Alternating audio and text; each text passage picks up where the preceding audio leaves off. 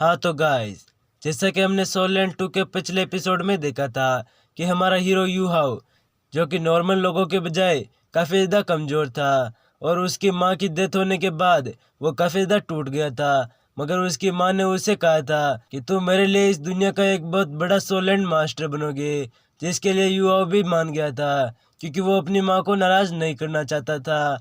अब you how इस सफ़र पर निकल जाता है, जहाँ रास्ते में उसे मिस्टर बीबी और तांगिया भी मिल गए थे। वो दोनों ही बहुत ज़्यादा ताकतवर थे।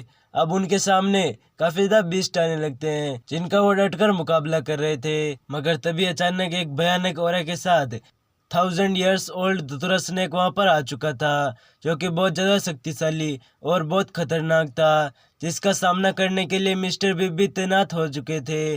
वो अपनी पावरफुल टेक्निक्स का यूज करते हुए उसका डटकर मुकाबला कर रहे थे। यहाँ पर युवा और मिस तान्या भी उसका साथ दे रहे थे, मगर वह धतुरा स्नेक तो हार मानने के लिए तैयार नहीं था। अब आगे तो एपिसोड की शुरुआत होती है और हम देखते हैं कि एक लंबी फाइट के बाद मिस्टर बीबी को उसका वीक पॉइंट मालूम हो चुका था, इसलिए वो जंप करते हुए अपनी स्ट्रॉन्गेस्ट लाइटनिंग टेक्निक को एक्टिवेट कर लेते हैं, जिसका इस्तेमाल वो बुरी तरीके से इंजर्ड कर दिया था।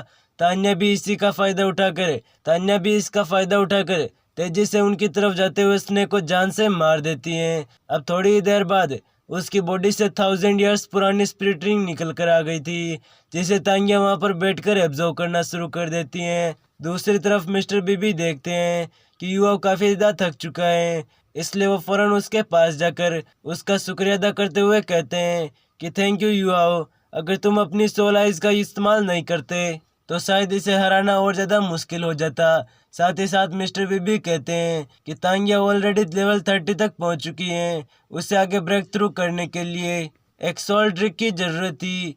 मिस तानिया उठने के बाद ज़रूर तुम्हारा शुक्रिया अदा करेगी, जिस पर युवा कहता है कि नहीं नहीं, शुक्रिया अदा करने की ऐसी कोई बात नहीं, तुम लोगों ने पहले ही मेरी हिफाजत की, फिर मेरा भी कुछ फ़र्ज बनता था। यहाँ युवाओं के दिल में ऑलरेडी एक बात चल रही थी, जिसे वो बेचैनी के साथ मिस्टर बीबी से सवाल करते हुए पूछता है कि गार्डन सोल तो एक सिल्वर ब्लू ग्रास है।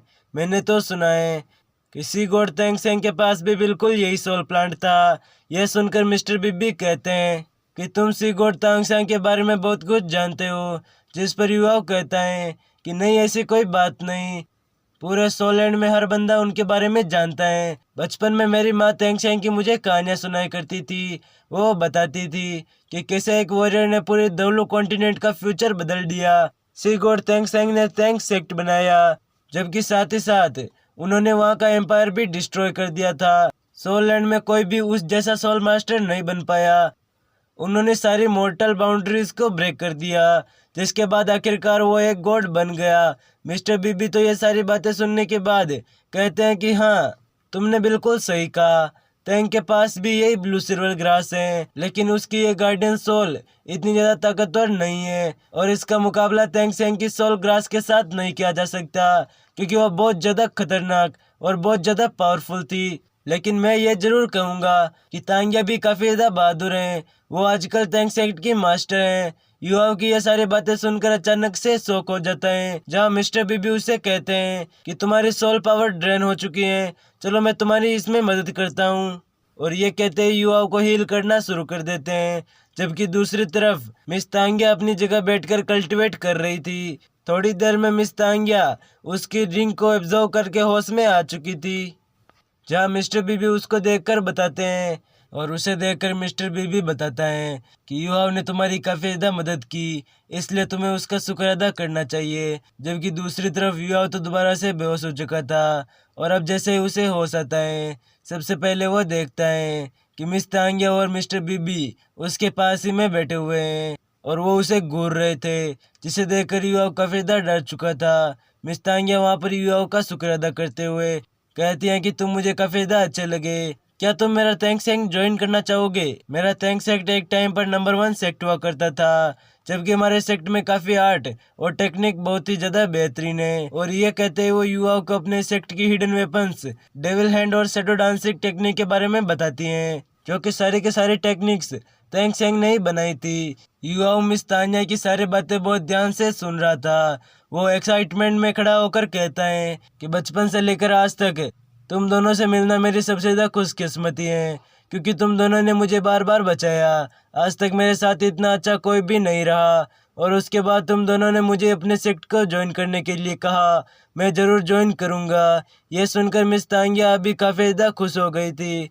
वो इन दोनों को अपने पास लेते हुए कहती हैं कि चलो अब हमें आगे का सफ़र शुरू करना चाहिए, जहाँ रास्ते में चलते हुए हम इन टेक्निक्स की ट्रेनिंग भी करेंगे। जिसके बाद इन लोगों ने टैंक सेक्ट की तरफ जाते हुए ये प्यारा सा सफ़र शुरू कर दिया था, जहाँ रास्ते में ये लोग काफ़ी ज़्यादा मजे भी करते हैं। उसके साथ ही साथ रास्ते में मिस्टर बीबी धीरे धीरे युवाओं को अपने सेक्ट की टेक्निक्स बड़े ध्यान से बता रहा था, जिसमें से डेविल पर्पल आइज और हिडन वेपन्स भी उसे दिखाता है। जो युवा अपने बेसिक ट्रेनिंग को सीखने में अपनी पूरी कोशिश करता है, लेकिन युवा तो बहुत ही ज़्यादा कमज़ोर हैं, पर वो हार नहीं मानता। मिस्टर बीबी बहुत ही ज़्यादा अच्छे इंसान थे। हमें देखने को मिलता है कि वो मिस तांगिया और युवाओं की काफ़ी ज़्यादा फिक्र करते हैं, जबकि साथ ही साथ वो अपने मन में कहते हैं कि युवाओं, तुम्हारी बॉडी काफ़ी ज़्यादा कमज़ोर है, लेकिन आज तुमने मेरी मदद की, इसका एहसान मैं ज़रूर चुकाऊंगा। यह कहते हुए इन लोगों ने सफ़र शुरू कर दिया और आगे चलते चलते आखिरकार शेख एकेडमी आ चुकी थी, जहाँ पर पहुँचने के बाद उनके कल्टीवेशन का सफ़र शुरू हो जाता है। मिस्टर बीबी युवाओं को बताते हैं कि यह है तुम्हारे सामने पूरी दुनिया की सबसे नंबर 1 श्रेक एकेडमी। दुनिया के सबसे बेस्ट स्टूडेंट्स यहाँ से निकल कर जाते हैं। युवाओं ने भी श्रेक एकेडमी के बारे में बहुत कुछ सुन रखा था, इसलिए वो श्रेक एकेडमी को देखकर उसकी आंखों में चमक आ जाती है। वो जानता था कि लेजेंडरी श्रेक डेवल्स की टीम यहीं से निकल कर आगे गई थी। उन्हें लीड कर रहा था सी गॉड तेंगसेंग। यह एकेडमी किसी को भी आसानी से अपना डिसाइपल नहीं बनाती। अगर इस एकेडमी में मेरा एडमिशन हो जाए तो मेरी किस्मत की बात होगी। युवा वे सारी बातें सोचते हुए खुशी के साथ एकेडमी की तरफ देख रहा था, जबकि दूसरी तरफ हम तेंगसेंग और जीव को देखते हैं। और इसी के साथ हमारा ये एपिसोड यहीं पर समाप्त होता है। तो मिलते हैं अगली वीडियो में, तब तक के लिए राम राम।